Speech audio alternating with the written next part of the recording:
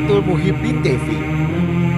بهذا الدين أشهد أن لا إله إلا الله وحده لا شريك له وأشهد أن سيدنا ونبينا محمدا عبده ورسوله اللهم صل وسلم وبارك على سيدنا مولانا محمد خير المرسلين وعلى آله وأصحابه ومن تبعهم بإحسان إلى يوم الدين. أما بعد.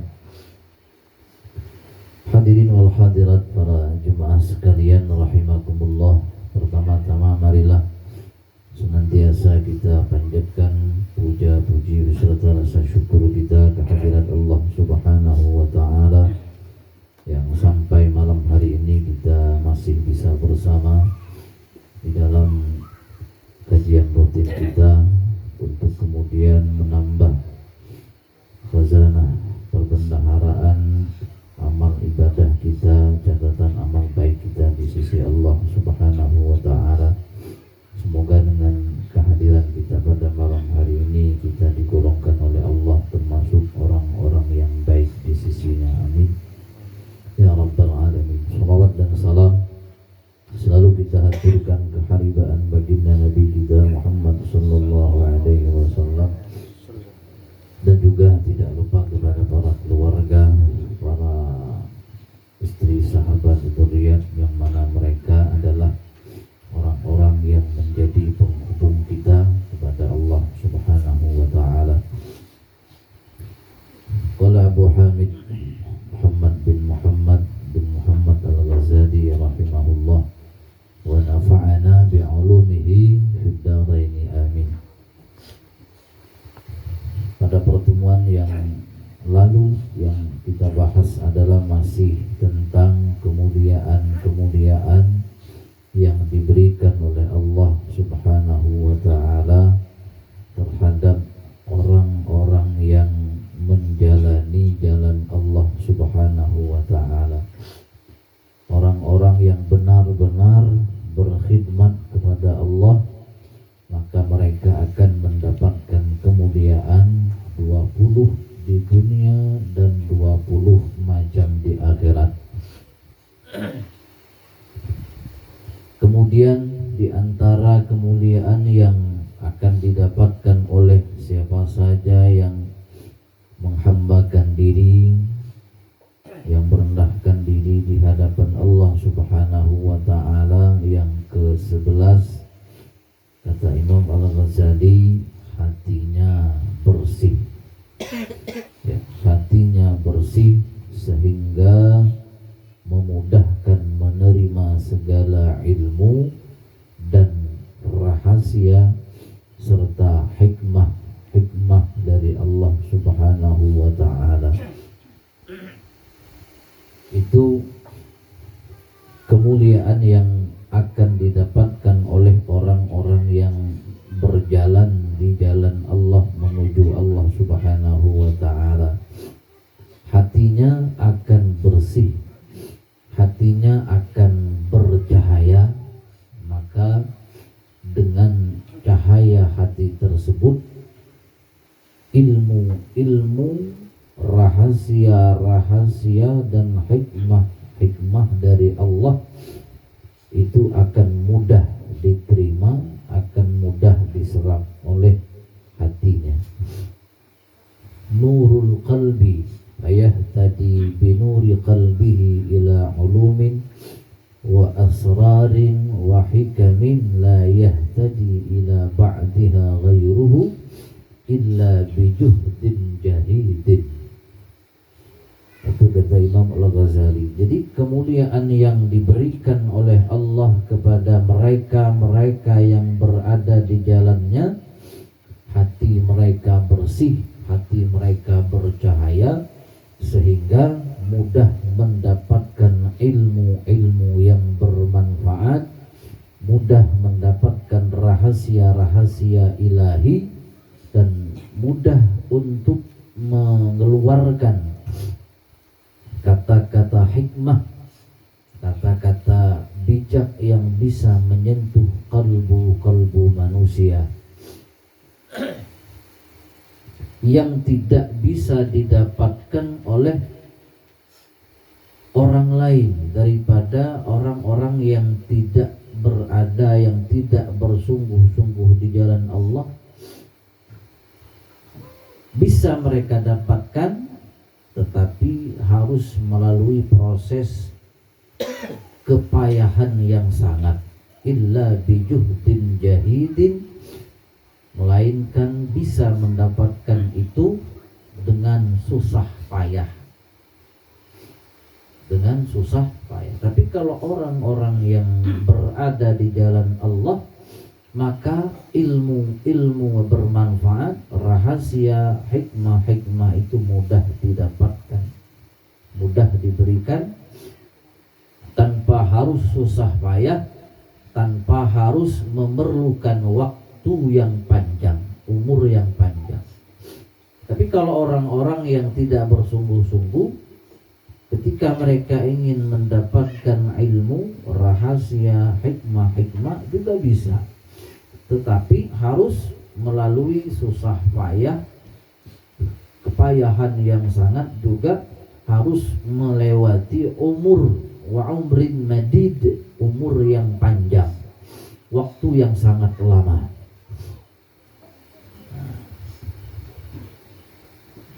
Itu kata Imam Al-Ghazali. Maka ada di dalam sebuah sholawat yang ditulis oleh seorang wali min awliyaillah, Habib Ahmad bin Hamid Al-Kaf, yang cucunya sempat datang ke tempat kita pada bulan Maulid yang tahun lalu. Habib Ahmad Husaini bin Hilmi Al-Kaf, kakek beliau, ada sebuah sholawat yang awalannya Allahumma sholli ala sayyidina Muhammadin salatan tamla'u biha qalbi nura.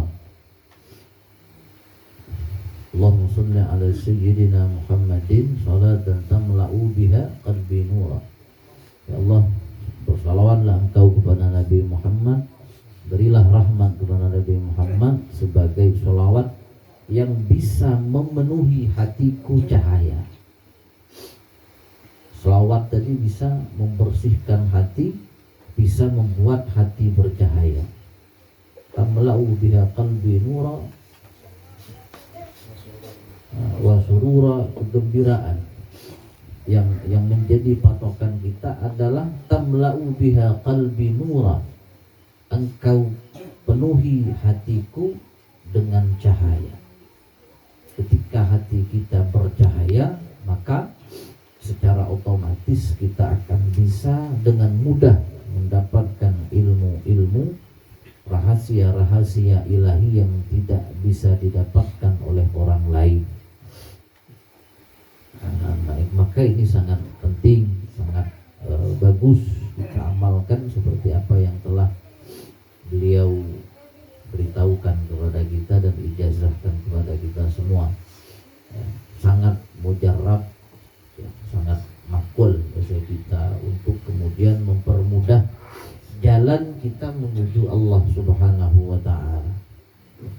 Sangat mudah untuk kemudian kita berada di jalan Allah, sehingga ketika kita berada di jalan Allah, maka kita akan mendapatkan kemuliaan tersebut.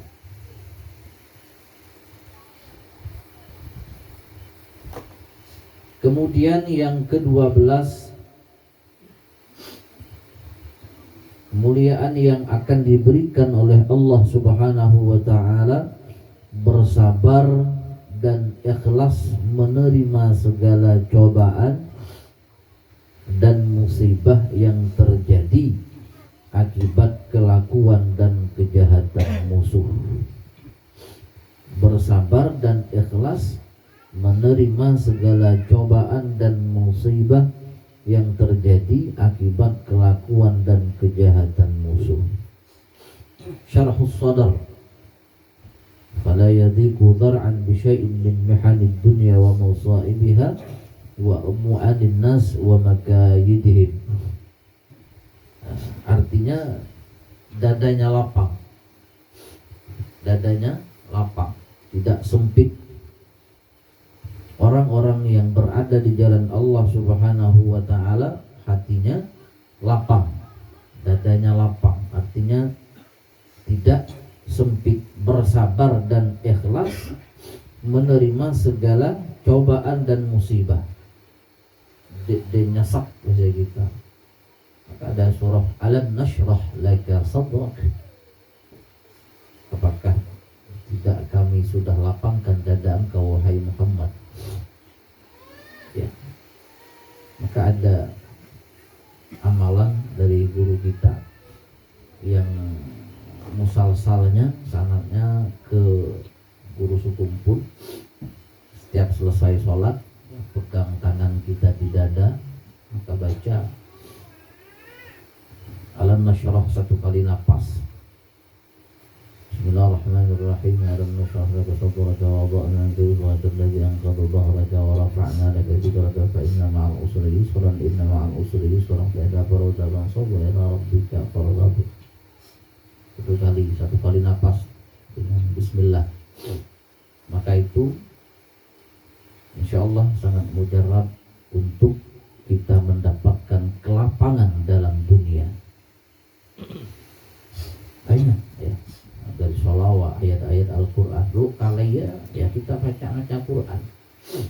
Setelah selesai sholat sekali lalu, cuma sekali nafas dari bismillah sampai fansab wa ila rabbika farghab.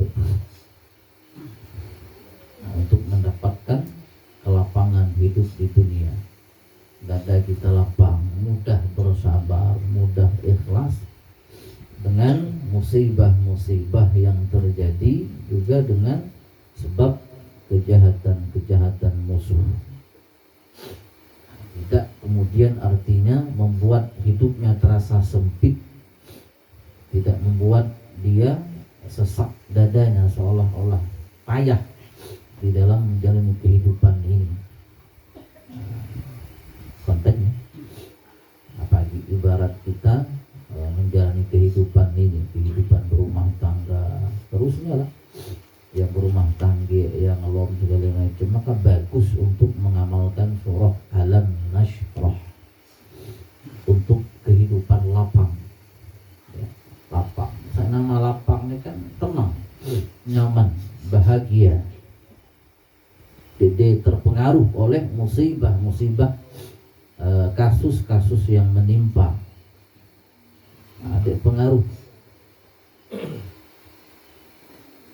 Maka nak kita gewi hal-hal yang macam ni ya, sehingga dengan berkat ayat Al-Quran ya Allah tolong kita dengan sebab kita dekat dengan Allah Subhanahu wa ta'ala.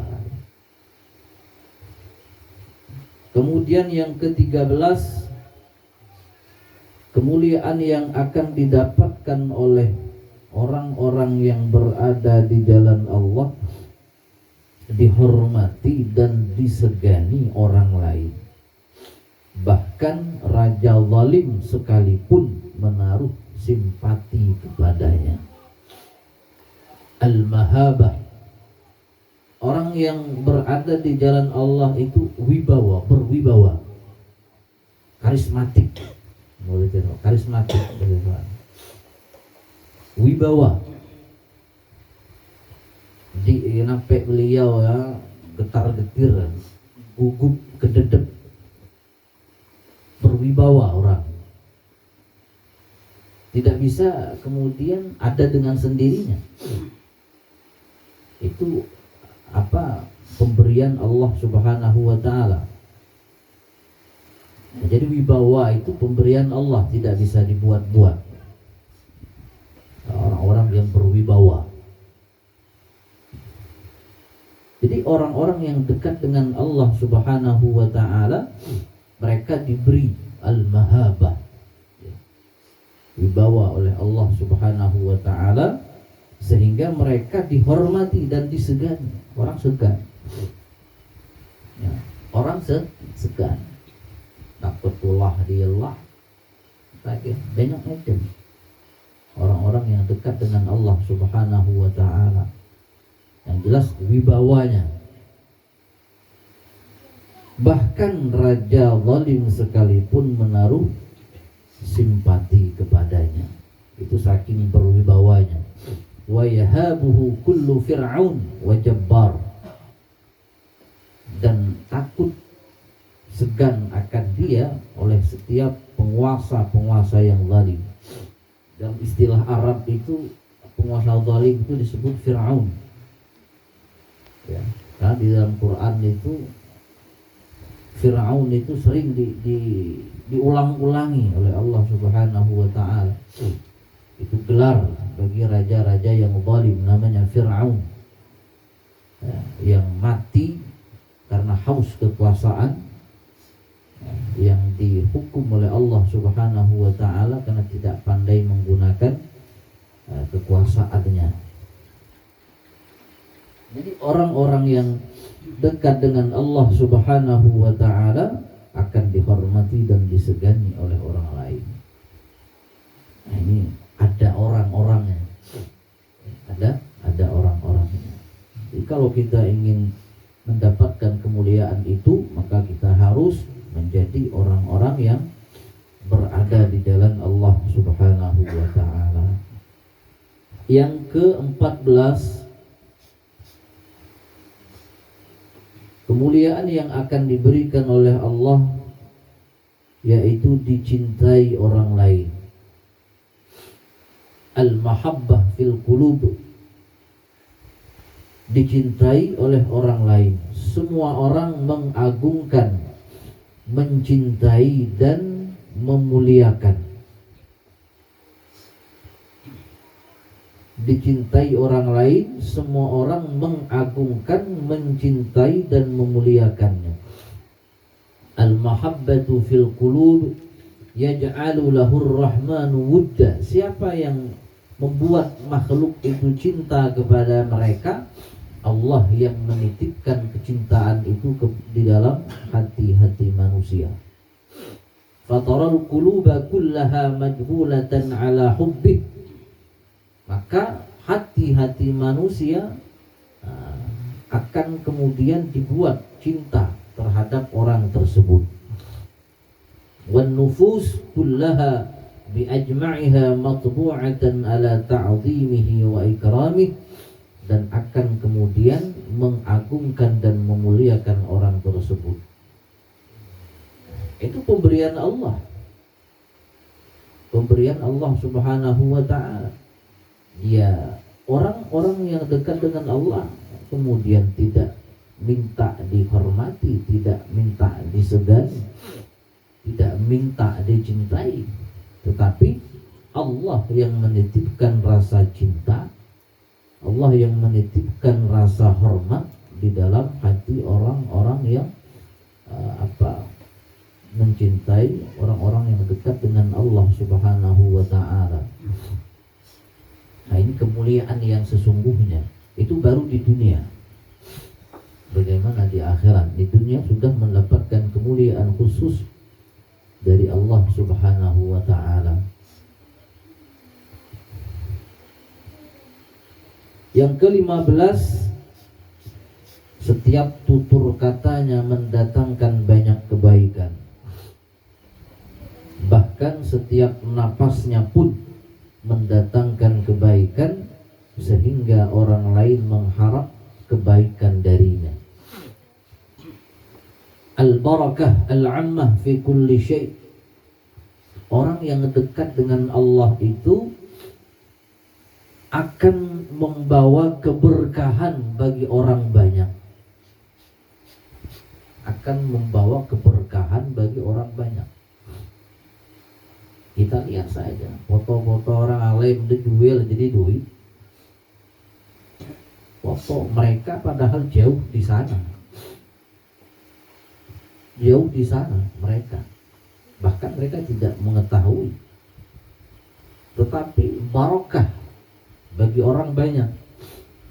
Barakah bagi orang banyak. Namanya saja barakah. Kadang-kadang ibarat di menyuil lama berkat bagi kita. Ya, apalagi artinya kita ada hubungan dengan mereka. Al-barakah al-ammah, orang yang dekat dengan Allah itu akan memberikan keberkahan secara umum fi kulli syai', pada tiap-tiap sesuatu, min kalamin, baik ucapan mereka akan menyebabkan kita mendapatkan hidayah dari Allah. Nasihat mereka akan menyentuh kalbu kita, akan menyentuh hati kita, sehingga kita bisa termotivasi, kita bisa semangat untuk melakukan kebaikan-kebaikan daripada nasihat-nasihat yang dilontarkan oleh mereka. Au nafsin, ataupun au nafasin, napas mereka akan membawa keberkahan. Doa-doa yang mereka bacakan, baik secara umum atau secara khusus, akan membawa keberkahan. Au fi'lin, ataupun perbuatan mereka, ataupun perbuatan mereka juga akan membawakan keberkahan. Au thawbin, atau pakaian yang mereka pakai, juga akan membawa keberkahan. Manusia mengambil barokah, tabarrukan, ngalap berkah. Orang ambil berkah, atharus salihin, cincin yang mereka pakai, kain yang mereka pakai, jubah yang mereka pakai, surban yang mereka pakai, itu semuanya barokah. Kenapa? Karena mereka kenal kepada Allah, mereka dekat dengan Allah. Jadi setiap langkah, setiap ucapan, setiap napas, perbuatan, pakaian yang mereka pakai, semuanya akan membawa keberkahan. Ya, semuanya akan membawa keberkahan. Maka di dalam agama kita sunnah mengambil barokah bi atharis salihin, dengan bekas-bekas orang soleh. Sunnah mengambil barokah dengan bekas, ya, yang telah dipakai oleh orang-orang yang soleh, yang dekat dengan Allah Subhanahu wa ta'ala. Au makanin, ataupun tempat yang mereka tempati, semuanya akan membawa keberkahan. Rumah mereka ataupun rumah yang mereka masuk ke dalamnya, maka semua akan membawa keberkahan. Nah, ini orang-orang yang dekat dengan Allah Subhanahu wa ta'ala. Ketika di dalam hati kita ada nama mereka, itu sudah membawa keberkahan. Bagaimana kemudian diri mereka masuk ke dalam rumah kita? Bungkil kabarnya orang masuk rumah kita, maka akan membawa keberkahan bagi kita. Itu orang-orang yang dekat dengan Allah Subhanahu wa ta'ala. Hatta yatabarraka biturabin wati'ahu wa bimakanin jalasa fihi yawman wa biinsanin sahibahu wa ra'ahu hinan. Ya, sampai-sampai kemudian bisa diambil keberkahan dengan tanah yang bekas mereka berpijak. Saking barokahnya mereka, bekas tanah yang pernah mereka pijak, dengan tempat yang mereka duduk,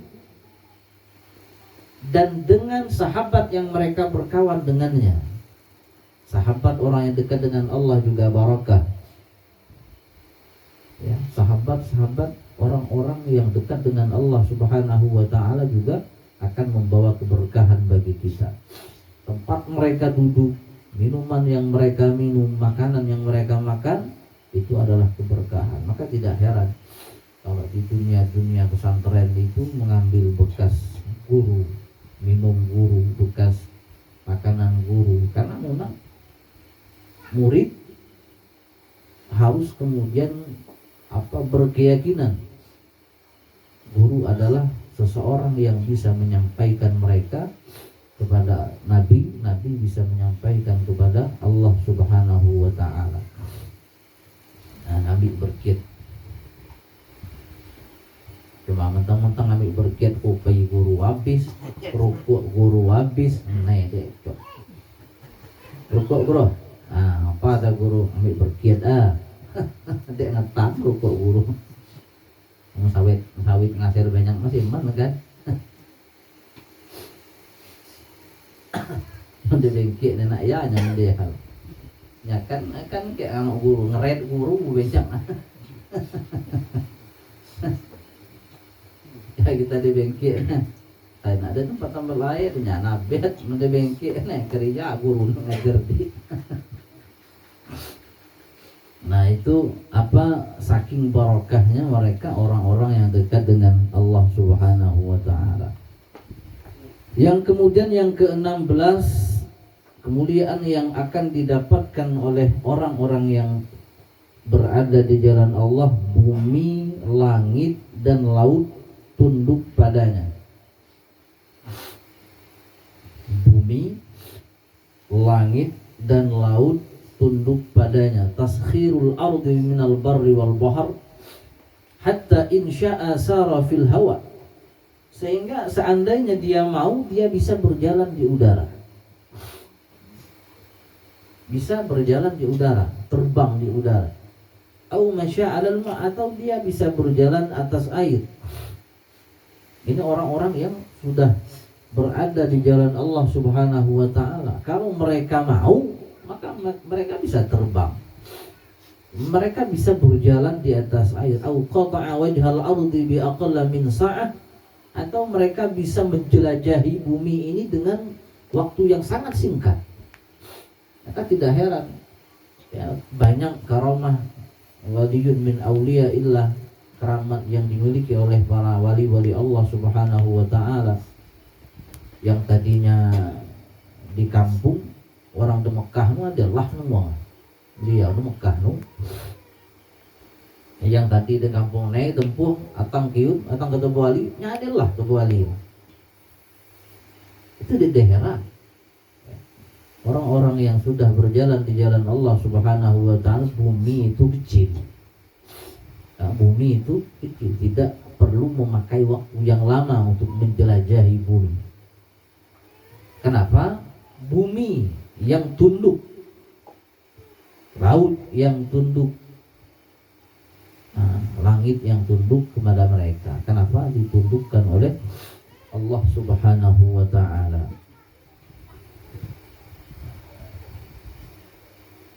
Tidak sedikit cerita-cerita dari kekasih-kekasih Allah Subhanahu wa taala yang mereka memiliki karamah.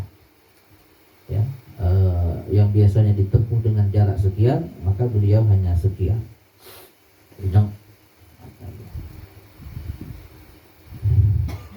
Yang ke-17, semua binatang tunduk dan takluk kepadanya. Taskhirul hayawan minas sibai wal wuhush wal hawam wa ghairiha fa tuhibbuhul wuhush wa tubasbidu lahul usud. Semua binatang tunduk dan takluk kepadanya. Yang binatang buas, yang tidak, ya semuanya tunduk, tidak pernah menyakiti orang-orang tersebut yang dekat kepada Allah Subhanahu wa taala. Kemudian yang ke-18, mempunyai kunci-kunci bumi. Milku mafatihil ardh, dia memiliki kunci-kunci bumi.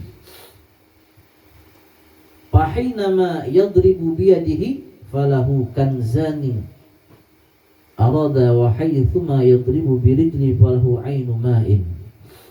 Kalau sewaktu-waktu bisa saja dia memukul dengan tangannya, bisa saja dia menghendaki ya memukul dengan kakinya. Yang satu dengan tangan bisa mendapatkan perbendaharaan, yang kakinya bisa mengeluarkan mata air jikalau dia berhajat. Bisa jadi yang tanah jadi beras kalau dia sudah menginginkan. Ada banyak cerita. Ketika kebunnya nanam, nah, yang beras jadi yang tanah jadi beras. Ya, letak bisa jadi emas, itu jadi emas,